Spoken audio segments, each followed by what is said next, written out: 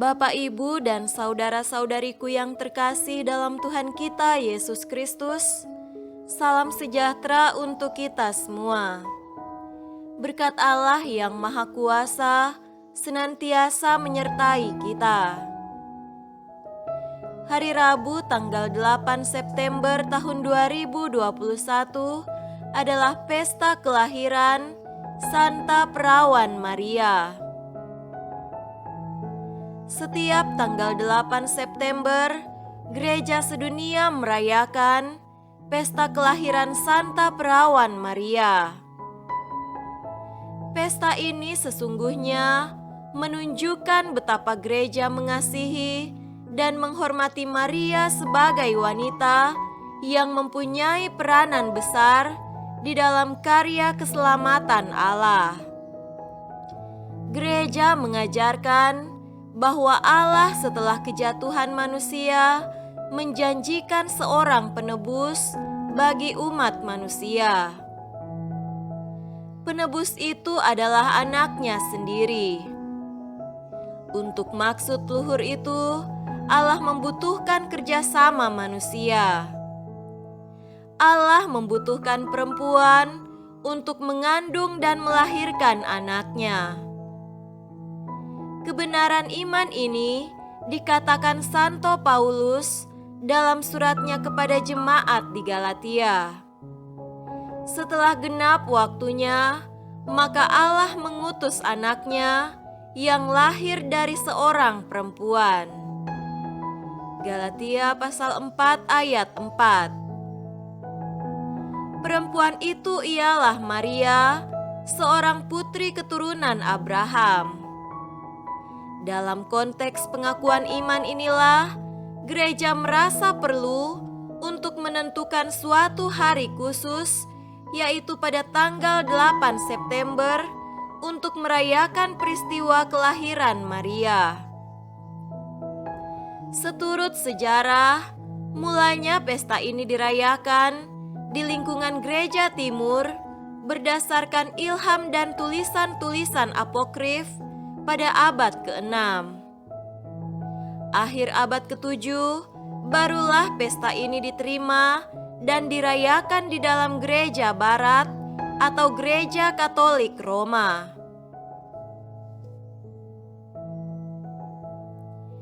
Marilah kita mendengarkan dan merenungkan bacaan-bacaan kitab suci.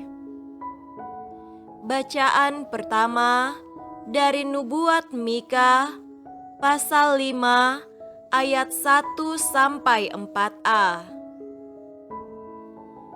Tetapi engkau, hai Betlehem Efrata, hai yang terkecil di antara kaum-kaum Yehuda, daripadamu akan bangkit bagiku seorang yang akan memerintah Israel, yang permulaannya sudah sejak purbakala, sejak dahulu kala. Sebab itu, ia akan membiarkan mereka sampai waktu perempuan yang akan melahirkan telah melahirkan. Lalu selebihnya dari saudara-saudaranya akan kembali kepada orang Israel. Maka ia akan bertindak dan akan menggembalakan mereka dalam kekuatan Tuhan, dalam kemegahan nama Tuhan Allahnya. Mereka akan tinggal tetap, sebab sekarang ia menjadi besar sampai ke ujung bumi, dan dia menjadi damai sejahtera. Demikianlah sabda Tuhan. Syukur kepada Allah. Tuhan beserta kita sekarang dan selama-lamanya. Inilah Injil Yesus Kristus menurut Matius. Dimuliakanlah Tuhan. Injil Matius pasal 1 ayat 1-16 dilanjutkan dengan ayat 18-23. Inilah silsilah Yesus Kristus, anak Daud, anak Abraham. Abraham memperanakan Ishak, Ishak memperanakan Yakub, Yakub memperanakan Yehuda dan saudara-saudaranya, Yehuda memperanakan Peres dan Serah dari Tamar, Peres memperanakan Hesron, Hesron memperanakan Ram, Ram memperanakan Aminadab, Aminadab memperanakan Nahason, Nahason memperanakan Salmon, Salmon memperanakan Boas dari Rahab, Boas memperanakan Obed dari Rut, Obed memperanakan Isai, Isai memperanakan Raja Daud. Daud memperanakan Salomo dari istri Uria, Salomo memperanakan Rehabeam, Rehabeam memperanakan Abia, Abia memperanakan Asa, Asa memperanakan Yosafat, Yosafat memperanakan Yoram, Yoram memperanakan Uzia, Uzia memperanakan Yotam, Yotam memperanakan Ahas, Ahas memperanakan Hizkia, Hizkia memperanakan Manasye, Manasye memperanakan Amon, Amon memperanakan Yosia, Yosia memperanakan Yekonya dan saudara-saudaranya pada waktu pembuangan ke Babel. Sesudah pembuangan ke Babel, Yekonya memperanakan Sealtiel, Sealtiel memperanakan Serubabel, Serubabel memperanakan Abihud, Abihud memperanakan Eliakim, Eliakim memperanakan Azor, Azor memperanakan Zadok, Zadok memperanakan Akim, Akim memperanakan Eliud, Eliud memperanakan Eleazar, Eleazar memperanakan Matan, Matan memperanakan Yakub, Yakub memperanakan Yusuf suami Maria yang melahirkan Yesus yang disebut Kristus. Kelahiran Yesus Kristus adalah seperti berikut. Pada waktu Maria ibunya bertunangan dengan Yusuf, ternyata ia mengandung dari Roh Kudus sebelum mereka hidup sebagai suami istri. Karena Yusuf suaminya seorang yang tulus hati dan tidak mau mencemarkan nama istrinya di muka umum, ia bermaksud menceraikannya dengan diam-diam. Tetapi ketika ia mempertimbangkan maksud itu, malaikat Tuhan nampak kepadanya dalam mimpi dan berkata, "Yusuf anak Daud, janganlah engkau takut mengambil Maria sebagai istrimu, sebab anak yang di dalam kandungannya adalah dari Roh Kudus. Ia akan melahirkan anak laki-laki, dan engkau akan menamakan dia Yesus, karena dialah yang akan menyelamatkan umatnya dari dosa mereka." Hal itu terjadi supaya genaplah yang difirmankan Tuhan oleh nabi. Sesungguhnya anak darah itu akan mengandung dan melahirkan seorang anak laki-laki, dan mereka akan menamakan dia Immanuel, yang berarti Allah menyertai kita. Demikianlah Injil Tuhan. Terpujilah Kristus. Saudara-saudariku yang terkasih dalam Tuhan kita Yesus Kristus, tema renungan kita pada hari ini adalah menjadi saluran berkat.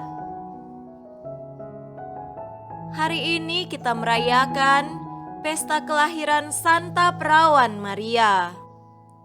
Tetapi perikop-perikop kitab suci mengajak kita untuk memusatkan perhatian kita pada peristiwa Maria melahirkan. Seakan-akan peristiwa kelahiran Maria dan perannya tidak penting dikenang dan dirayakan.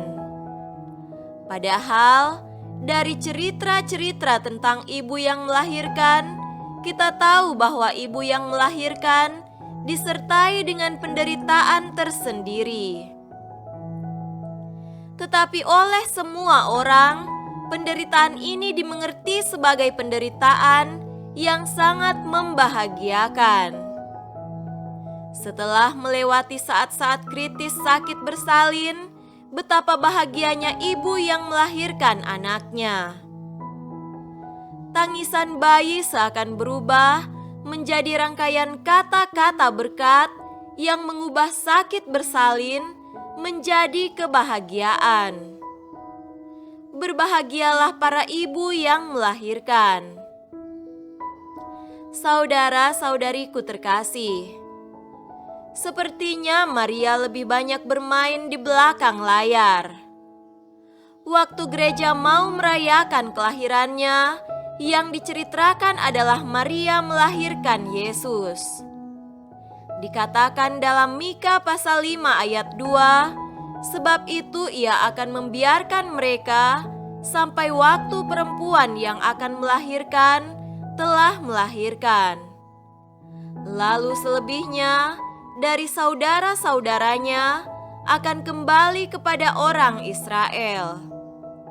Begitulah juga dalam Injil Matius sebagai penggenapan yang difirmankan Tuhan oleh Nabi, yaitu, "Lihatlah, anak darah itu akan mengandung dan melahirkan seorang anak laki-laki." Yang diceritakan adalah kelahiran Yesus, bukan kelahiran Maria. Lantas apakah dengan demikian peranan Maria menjadi tidak penting? Jawaban terhadap pertanyaan itu adalah peranan Maria sangat penting. Maria bermain di belakang layar sambil memainkan peran sebagai penyalur berkat Allah. Maria menyalurkan berkat Allah sambil bekerja sama dengan Allah, menjadikan rahimnya sebagai tempat yang tepat untuk mengandung dan melahirkan Yesus. Sambil bermain di belakang layar, Maria siap menghadirkan Dia yang lebih besar, yang lebih utama, yaitu Yesus. Yesus itulah yang harus lahir, harus hadir dalam kehidupan umat manusia untuk melaksanakan karya besar, yaitu menyelamatkan mereka. Belajar dari Maria, kita pun dipanggil dan diutus untuk menjadi penyalur atau saluran berkat Allah. Panggilan dan perutusan kita sebagai pengikut Yesus adalah membawa Yesus dalam hidup kita dan menghayatinya sepanjang perjalanan hidup kita, serta membagikan berkat-Nya. Dengan cara itu, kita mulai menjadi saluran berkat Allah untuk sesama. Semoga demikian. Amin.